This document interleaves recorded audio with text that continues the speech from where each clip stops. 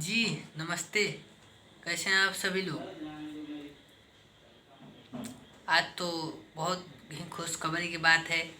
एक तो खेसारी भैया का टीजर आ गया India music Sony music India से। और खेसारी भैया का सैया अरब गइले ना जो मूवी शूट हुआ था दुबई में विदेश में, जिसमें काजल राघवानी, सुभी शर्मा, अनारा गुप्ता के कौन है, दो तीन हीरोइनें हैं। जिसको बहुत महंगे बजट में शूट किया गया है दुबई में सीन। सैया अरब गइले ना, इसको फर्स्ट लुक को आज अपलोड कर दिया गया है। सो आप लोग अपना प्यार आशीर्वाद बनाएं। और इस मूवी को बहुत ज़्यादा दिन से इंतज़ार था। हम लोग पता है कि आप लोग बहुत ज़्यादा दिन से इंतज़ार कर रहे होंगे और हम लोग भी कर रहे हैं, क्योंकि देखने के लिए उतावला हो गए हैं।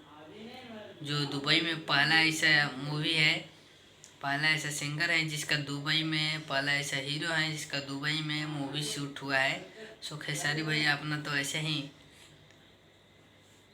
उनका दुबई में शूट हुआ।